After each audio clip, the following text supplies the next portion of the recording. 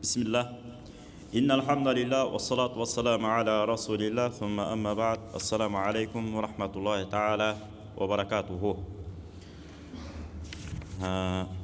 Өткөндө кечирим тилөө темасын өтүп атып, башка да адамдар психологический баягы депрессия деп өткөн го, көңүл чөгүү. Ошол темасына кирбесек деген мааниде темабыз бир аз бурулуп кеткен. Кудай бирсе ошого кайра истигфар темасын улантабыз. Эң акыркы соңду ушул хадисти айтканбыз. Пайгамбар Мухаммад алейхиссалам эмне дейт? Имам Бухари риваят кылган. عن أبي هريرة رضي الله عنه قال سمعت رسول الله صلى الله عليه وسلم يقول Пайгамбар Мухаммад алейхиссалам митип айтып аткан уккам. والله إني لا أستغفر الله وأتوب إليه في اليوم أكثر من 70 مرة. Мен Кудай алдында ант берем. Күнүнө мен Кудай Тааламдан 70тен ашуун, 70 жана 70тен ашуун Кудайдан кечирим сурап турам. Күнүнө Пайгамбар Мухаммад алейхиссалам. Жана тоба да кылып турам. Кудайым, кечирим сурап, анан тоба кылган билесиздер го. Кечирим суроону да ичине камтып, кайра экинчи кайталабай турган болуш керек. Тобабыз кабыл болуш үчүн. Тәбә деген кайтуу деген сөз. Туура эмес жолдон туура жолго кайтуу. Тоба кылсаңчы деп калат го баягы аталарыбыз, же апаларыбыз, же дос тамырларыбыз. Сен бир аз башкача болуп баратасың. Көз карашың башкача, сүйлөгөнүң башкача. Үй бүлөңдү коргулбасаңчы, же тескерисинче кыздын ата-энеси. Кыз, күйөө баланы жакшыла, ушинтип адыраңдай берсең, эртең күнү кор болуп каласың. Алда балдарың жакшы кара, сен башкача болуп атасың деп мисалы дейм. Жашоодо эле болуп аткан нерселер да булар. Тоба кылсаңчы деген сонун терминибиз бар. Ушул термин да жөн чыккан эмес. Өзүңө кел деген сөз да. Анткени биз ооруп калсак бир байкушпуз, дөөлөт келип калса адыраңдап башкача болуп калат экенбиз. Ошондон Кудай сактасын. Адам болуп төрөлгөн соң адам бойдон калганды үйрөнүп алсак эле Кудайдын берген экен ушул. Дагы керемет сонун хадисти айтканбыз. Ошон дәвир сере бир угуп, жакшылап сиңирип алсак көкүрөгүбүзгө. عن أبي هريرة رضي الله عنه قال قال رسول الله صلى الله عليه وسلم والذي نفسي بيده لو لم تذنبوا لذهب الله تعالى بكم ولجاء بقوم يذنبون فيستغفر الله تعالى فيغفر لهم. Bunu Abu Hurayra radıyallahu anh rivayet kılgan, İmam Muslim rivayet kılgan hadis, bekemlegen sahih hadis. Peygamber Muhammed aleyhisselam munday deydi. Men Kuday Taalamga ant berem. Egerde sizler çında böyle kıpınçalıkta günü kata ketpey turgan insanlarga aylanıp kete turgan bolsoңор deydi. Bir kıpınçalıkta günü kılbay. Ушунчалык шарият эмнени буйруган болсо буйрулгандай, эмнени тыюу салса андан тыйылгыдай. Кыскасы, көз илмемчилик дагы, көз карашыңыз дагы бүт шарияттын негизинде болуп калды. Ушунчалык периштелерден айырмаңыз калбай калды. Ошондой даражага айланып кеткен инсандар болсоңор, инсанга айланып кетсеңер дейт. Кудай Таалам силерди жок кылып башка жака, дагы силердин ордуңарга инсандык pendelik napsisine aldırıp kata getirip jana ошол катасын мойнуна алып Кудайым, мен pendelik кылып алдым, жаңылып алдым, жазылып алдым. Кудайым, менин күнөөмдү кечире көрчү деп сурай турган pendelерин кайра жаратат. Мунун мааниси кандай? Бул деген сөз эч качан периште боло албайсыңар деген сөз. Бәріміз бір жерден болса, бір жерден қата кетет екенбіз. Жана ошондой сезимге олтуруп албагыла деген сөз. Мен Кудай буйруса, мына башаягымды карасам, кечинде сүннөт менен жатып атам, эртең менен сүннөт менен туруп атам, керек болсо тахажжуд менен туруп атам. Дааратканага кирсем, даарат менен кирип, дааратканага киргенден бузулат да, чыгып келатып эле кайра даарат менен чыгып атам. Демек мен бейишке кирсем керек дегенде сезимге олтуруп албагыла дегенге ишарат бул хадис. Анткени пенде экенбиз да. Алла Таала Кур'анда айтып атпайбы? Бисмиллахир-рахманир-рахим. Абаса сүрөсүндө. Бисмиллахир-рахманир-рахим. Амма ман истагна. Негизи бул баягы байлыгына чиренген, өзүн кенен алып жүргөн инсанга тиешелүү да. Ушул эми динге келип калса, адамдарга жалпы жакшы таасирин берет деп пайгамбарыбыз далбастап ошол кишиге эмне кылат? Көбүрөөк алектенип калып атпайбы? Жана көз азиз Умул Мактум келе атканда ага көңүл бурбай, жанагы байга, аттуу баштуу, мансаптуу инсанга. Ошол дейт байлыгына минте өзүн чиренип алган дейт. Тафсирчилер дагы чечмелейт. Кимдир бирөө амалына чиренип алса, кимдир бирөө илимине чиренип алса дагы ушунун тобуна кирет деп. Кимдир бирөө 80 жыл сабак бериши мүмкүн, 50 жыл сабак бериши мүмкүн. Тафсирден, акыйдадан дегел айырмасы жок. Же болбосо бир башка кээ бар зикир чалып отуруп ушунчалык денеси менен дагы ушунчалык зикирге берилип байланып калган инсан болушу мүмкүн экен. Кээ бар түндөзү тахажжуд окуганда жерден учуп асманга калкып калган сыяктуу сезимге кирип, рахатына кирип калды нафил намазын. Ошолор да кирип кетет экен. Эми мен бейишке кирбегенде ким кирет деп албады деп атат. Анткени мунун баардыгы эмне менен болот? Алланын райымы менен. Алла Таала мага берип атат. Ошон үчүн мен ушуну пайдаланып атам. Кудайым, акыбетин жакшылык кыл. Бул дүйнөдөн өтүп баратып да ушул абалда өтөйүнчү. Мындан да жакшы абалда өтөйүнчү. Мен эмне жакшы жаман мен билбейм жараткан Алла Таала деп дайыма Кудай менен болгон байланышты эмне кылбашыбыз керек экен? Үзбөшүбүз керек. Муна хадистин мааниси ушул. Алланын райымынан эч качан үмүттү үзбө, жана мен деген сезимге олтуруп калба деген эле маани. Анткени баары бир пендесиң. Эми пендечиликкенде деп турган атайын күнөө кылып койгон, кечинде кечирим сурап кое берген, андай болбойт. Кээбирлер бар да ушундай. Эми пендечилик болуп калды эми. Күнөөнү жасап коет, кечирип койчу алтыным деп кайра кечирим сурай берет. Муну өнөкөткө айландырбаш керек да. Баягы карыз сурап алгандан кийин кайра кечирип койчу эми, бере албай калдым. Кийин качан болуп калганда берем деп. Шарты болуп туруп. Ушинткендер дагы болуп калышы мүмкүн. Ошондон Кудай сактасын. Эң негизгиси адам акысын не кылбашыбыз керек? Жебешибиз керек. Эми кечирим тилөөнүн түрлүү зикирлери бар. Ла илаха иллаллах хувал хайюл кайюм ва атубу илейх деген зикирлерди чала турган болсок, деңиздин көбүгүндө күнөөлөрүбүз болсо дагы, кандай гана бир кемчиликтерди кетирсек дагы, Кудай Таалам күнөөбүздү эмне кылып турат? Кечирип турат. Болгону пендем мага ширк кылбаса, шек келтирбесе, жана экинчи бир адамдан акысы калбаса, мен кечирем дейт Кудай Таала. Мисалы, мен сизден 10 кой алдым, сатып алдым. 5.000 сомдук, 10.000 сомдук, 15.000 сомдук, 20.000 сомдук, ар кандай койлордун баалары.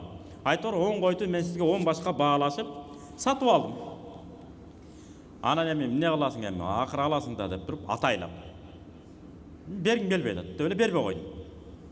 Анан ошентип мен Меккеге 10 жолу барсам дагы эмне болбойт? Кудай Таалам бул кишиде болгон байланыш күнөөм бар да мен, себеби акысын бербей койдум. Ошол күнөө башка күнөөлөрүн кечириши мүмкүн. Бирок бул кишинин акысын жеп алган күнөөмдү Кудай Таалам эмне кылбайт? Эч качан кечирбейт. Бул кишиге мен өзүнүн акысын бермейинче. Бул кишиге акысын беришим керек экен. Мейли ал христиан болсун, мейли башка айырмасы жок. Адам болгондугу үчүн адамча мамиле кылдык да, сатып алдым, саттым. Өз убагында сөз түрдө эмне кылышыбыз керек экен? Беришибиз керек. Бербесек кутула албайбыз. Али радыйаллаху анху мындай керемет сөз айткан экен. Ал-ажаб мимман яхлику ва маахун наджату. Ушундай бир пенде болот, таң калыштуу. Мына деп кыйроого учурайын деп калат. Кыйрайын деп мына жок болоюн дегенде эле аны бир кутултуп жибере турган бир амалы болот. Кандай жакшы ушундай пенде болуу дептир да. Кандай жакшы. Ал кайсы десе, "Вамахия" не болгон кутулуу, ийгилик десе, "Ал-истигфар" кечирим суроо. Мунун мааниси тозокко түшүп бара турганда, тозокко алып барып кое турган бир нерселерди, күмөндөрдү, арам ойлорду, туура эмес ойлорду, туура эмес сөздөрдү сүйлөп алышыбыз мүмкүн экен да, өзүбүзгө тиешелүү. ошонун бардыгына эмне кылат экенбиз? Эртели кеч истигфар, Кудай Тааламдан астагфирулла деген зикирлерди чалып турсак, балким ушунун райымы менен, зикирибиздин пайдасы менен Алла Таала өз райымын алып, бизди бейишке чыгарып коюшу толук ыктымал деп мынакей Али радияллаху айтып атат. Ошон үчүн дайыма истигфар. Мунун мааниси жана жогоруда хадиске байланыштып да айтып кетели. Кудайдан кечирим тилебей койбо, сөзсүз турда кечирим тилеп тур деген мааниде айтылып атат. Анткени пайгамбар Мухаммад алейхиссаламдан сурайт го Айша энебиз. Неле эртеден кечке нафил намазды окуп, буттарың шишип кеткенче окуп кыйналып атасың? Мынчалык не жаныңды үрөп кыйнайсың? Сен мурунку жана кийинки күнөөлөрүң кечирип койбоду беле Кудай Таалам? Кечирип койду го. Мынчалык эмне жаныңды үрөп кыйналасың десе, эмне деп жооп берет? Афала анакуна абдан шакура. Кудай Тааламга шүгүр келтирген, разылыгын билдирген пенде болсом болбойбу дейт. Мен дайыма Кудай Тааламга шүгүр келтирген пенделерден болушум керек. Рахматын айткан. Мисалы, сиз үйүңүзгө кирсек, эшигиңиздин алдынан өтүп баратабыз. Ой, кел таксир кел деп туруп, үйүңүзгө чайга киргизип койсоңуз, жакшы, мейлеме деп коюп кетип атса, эчтеке деле болбойсуз. Бирок бир аз кызыктай болочусуз. Рахмат деп да койбоду го депчи. Кичинекей оозун жели да. Рахмат, үйүңүздө берекет болсун, Алла разы болсун деген эле сөз жетиштүү өзү негизи. Андай эле кооз сөз деле керек эмес. Рахмат деп койсоңуз жарашат. Сизге чоң рахмат, үйүңүздөрдө берекет болсун дайыма деп коюңуз, болду, жетет экен. Себеби пайгамбар Мухаммад алейхиссалам не дейт? Баш хадисте: "Мен лам яшкурин наса лам яшкуриллаха." Кимде ким пендеден көргөн жакшылыктарына разылык билдирип, рахмат деп койбосо, Кудай Тааламдын нечендеген жакшылыктары бар, тартуулары бар, неаматтары бар, аларга эч качан силер рахмат айтпайсыңар дейт. Ким айтып атат? Пайгамбар Мухаммад алейхиссалам. Ошон үчүн кыпынчалык кичинекей жакшылык көрдүк бирөөдөн, сөз түрдө эмне дейт экенбиз? Рахмат. Рахмат деген оңой эле сөз. Рахмат. Анан рахмат деген терминди айтуу дагы бул сүннөт. Алла разы болсун деген сыяктуу эле бул дагы эмне болот? Жакшы термин мусулманчылык. Анткени хадисте айтып атат. Мен лам яшкурин наса, ким рахмат айтпаса деп атат. Демек, Кудайдын берген жакшылыктан эч качан ал рахмат айтпайт. Мына бул деле сонун термин. Рахмат дегенди дайыма айтышыбыз керек. Керек болсо ушунчалык адат кылалы. Кээ бир үй бүлөлөрдү көрөбүз. Бала чакасынын чай ичип отурса, ата нан алып берип койсо, атасы нанды туурап койсо алдына, рахмат ата деп коет экен. Апасы чай сунуп берип атса, рахмат апа деп чайын алып ичишет. Сонун бул адат. Ушуну адат кылып үйрөнсөк да болот үйгө. Жөжөнү күздө санайбыз дегенде билбейм, чоңойгондо эле өзгөрүп кетпесе. Жаш кезде баары сонун боло берет экен да, колдорунда бийлиги жок да, атенен айтканын кыла берет. Бирок үйдө да көрүп атабыз ушул практиканы. Кичине эле бири-биринен бирдеке пайда көрүп калса эле рахмат дейт. Жакшы адат экен, ушуну үйрөтөлү балдарыбызга, неберелерибизге үйрөтөлү. Анан кийин көчөдө чыкканда керек болсо автобус токтотсагы, токтоп койсо, рахмат деп коюп отуруп кетсе, шоопур канчалык сүйүнөт.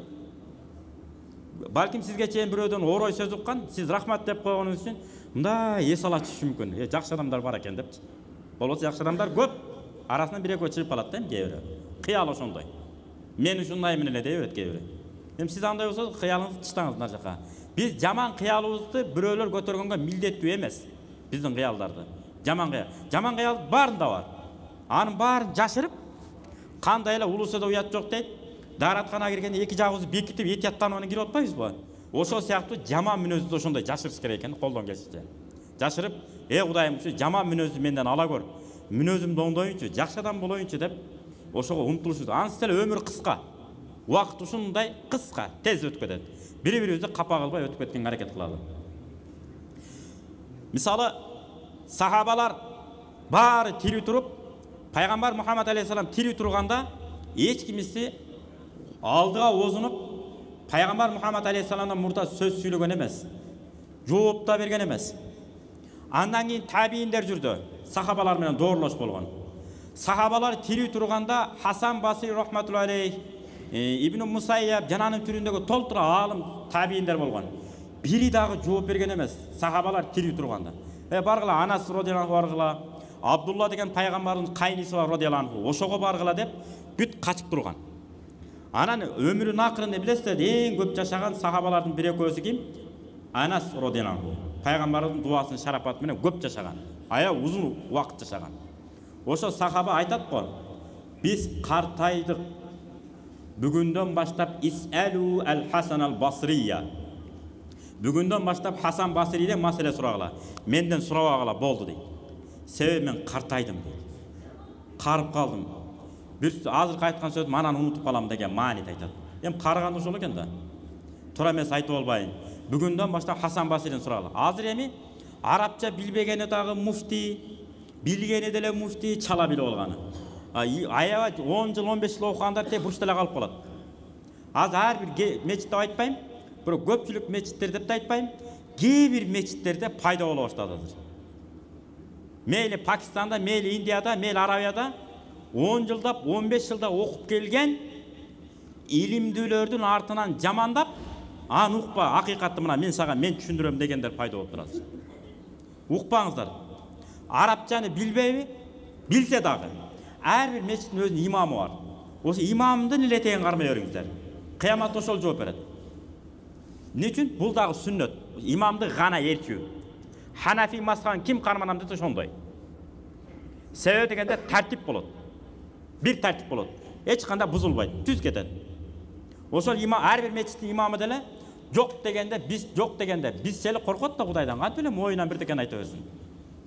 Билбесе билгендерден сурап келип сизге айтып бергенге милдеттүү. Жооп берет.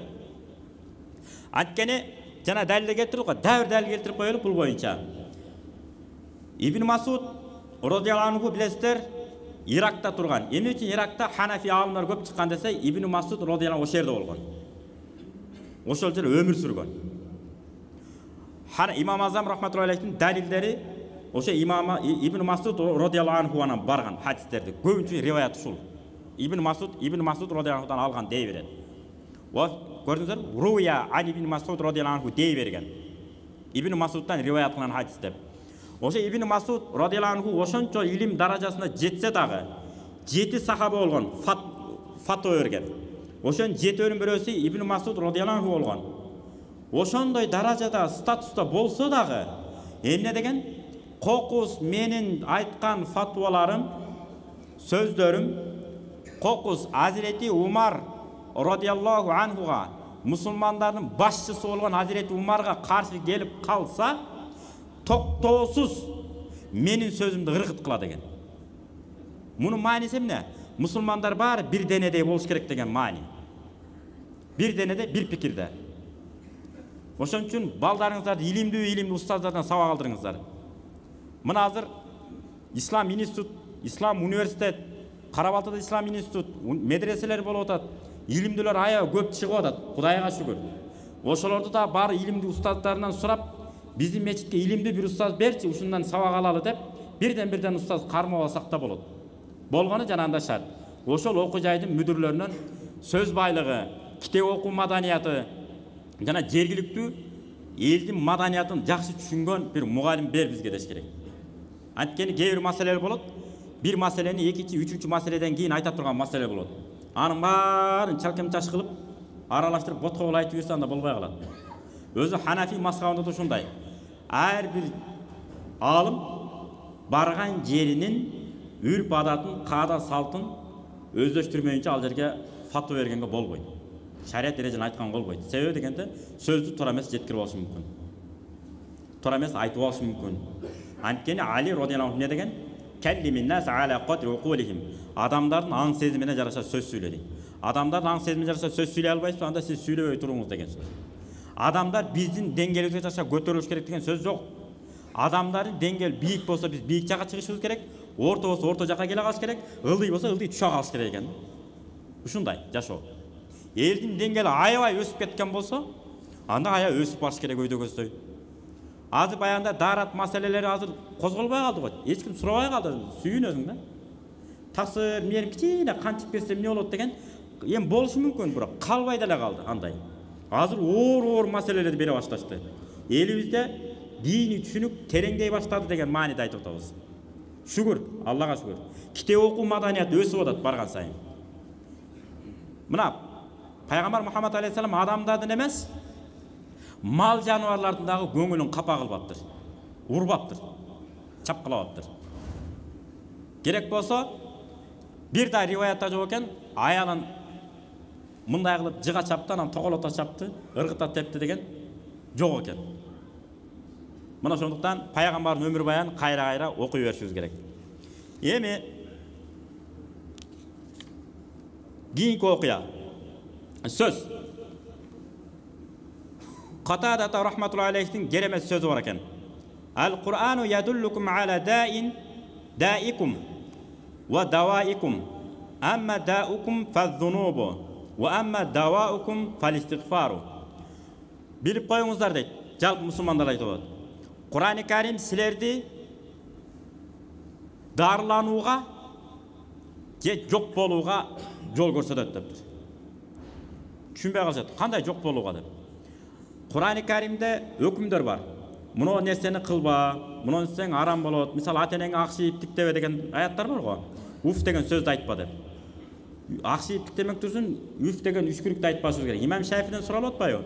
Кээ бир маселе болуп калат, атене менен талаш тартышып кетебиз. Ушул кандай болот? Болобу талаш тартышсак десе, атенеңдин бут кийими менен талашпат атпайбы? Өзүн бияка коюңуз. Я бут кийими менен эч ким сүйлөшкөн жок эми. Баягы кызыл салыштырып айтып атат да. Бут кийими менен талашпа сен дейт. Алар өзүнүн деңгээлинде жакшы жаман ата-эне болуп берди бизге. Эми ал болуптур эми идеалдуу ата-эне болбой атыптыр. Өзүңүз идеалдуу ата-эне боло бериңиз. Дүйнөнү таң калтырган балдарды таптап өстүрүңүз. Ошондо да айтпайт экенбиз. Мен ата-энемен өйдө болдум айтпайт экенбиз эч качан. Кереги да жок экен. Айттыңыз ошол жерден бул чалам сабаты, тарбиясы начар экенибизди эмне кылып коет экенбиз? Көрсөтүп коет экенбиз. Alemi şifası kандай dese, şifası istiğfar, geçirim surau deptir. Bari bir pendesin, etiyat bol. Kur'an-ı Kerim'de kançalı düşünü okusan dele, istiğfar aytıp durur, astagfirullah. Baykasanızlar, 5 mal namazda da şunda ya. Assalamu aleykum ve rahmatullah. Assalamu aleykum ve rahmatullah. Ne deyiz? Astagfirullah. Siz bolmasa günah iş jasadыңыз mı? Yok. Namaz okutasız. Namaz okutawız, barыбыз. Namaz okukandan Assalamu aleykum ve rahmatullah. Assalamu deşmenem ne deyiz? Astagfirullah, astagfirullah, astagfirullah. 3 jol aytабыз. Allahümme entas selam ve minkas selam. Tabarakta ya del celali vel ikram degençelik turup durana batany kılıp turup ketebиз. Eger sünnet namaz bar bolsa. Hanafi mazhabında şunday. Oң жака, сол жака салам бергенден 3 tasbih kölөмчөн ашыкча отуруу eger sünnet bar bolsa. Makruh. Baday sanaydan kitapta kelет. Kim Hanafi mazhabına bekem karamlansa şunday. Saz antkeni Ayşe'ne aytып atpayбы? Пайгамбар Muhammed aleyhisselam oң жака, сол жака салам берип, astagfirullah, astagfirullah, astagfirullah, Allahümme entas selam ve minkas selam, tabarakta ya del celal vel ikram dep turup, daro sünnetke turup ketet ele deyt. Bunu kim rivayet kılıptır? İmam Muslim. Kayakta Baday Sanay'dan kitapta.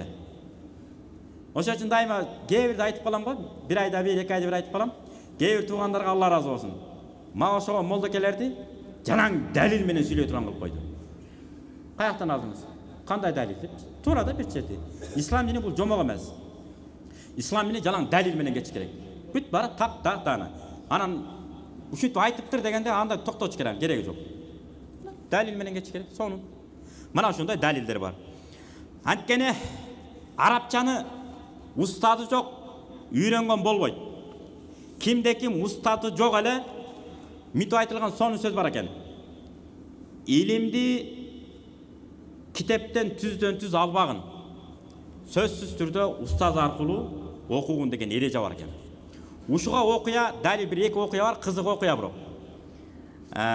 Hatam degen bilesizler, 2 tür manisi var. Az uşuga gelebиз. Peygamber Muhammed aleyhisselam darat alıp bütkөндөн кийин kana yuharrik khatamahu degen hadis var. Peygamber Muhammed aleyhisselam darat alıp bütkөндөн kийин xotamın kıymıldatıp koyot ele deyt. Xotamın kıymıldatıp koyot ele deyt. Xotam degen ne degen suraysыздар azır. Anan janagı dep bir ana bирөө darat alat eken. Arapçаны bilet. Jakşı bilet. Dagandan kийин мындай şişirak сыяктуу bir жыгач bir taş ошого отуруп туруп arka jağı mындай kıymıldatıp koyot eken da күндө. Darat algan sayın. 5 mal alsa 5 mal. Anan bir günü ustatıp ayakap kalat eken anan. Öy, Sen ne kılıp atasың деп. Устат емес мындай, билимдүү, жамааттын арасында билимдүү бирөө. Устат емес, билимдүү бир киши. Sen басканың өзгөрүп калды чото. Эмне болду сага? Мен бир сүннөттү аткарам деп бирөө жаман кыйналып атам деп турду.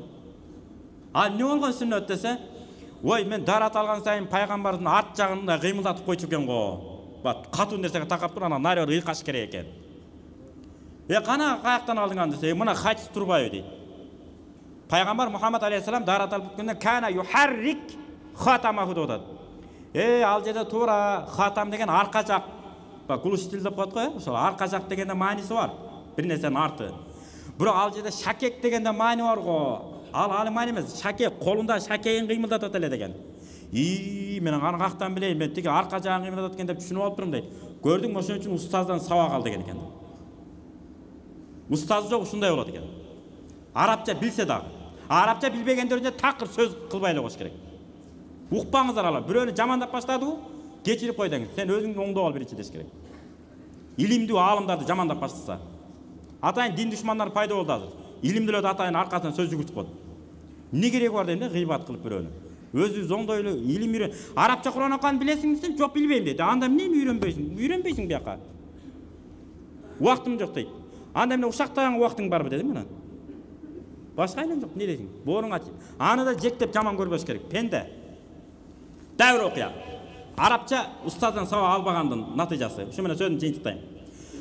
Күндөрдүн биринде тамактанып отурушат экен. Араб тилди мыкты өздөштүргөн жигит алдагы.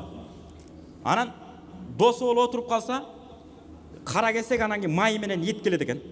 Кара кесеген өзү жейт экен дагы, майын жана досуна бере берет экен. Уламчы. Анан көңүлү калбасын деп биринчи жейт экен. Дагы берет экен, көңүлү калбасын деп дагы жейт экен.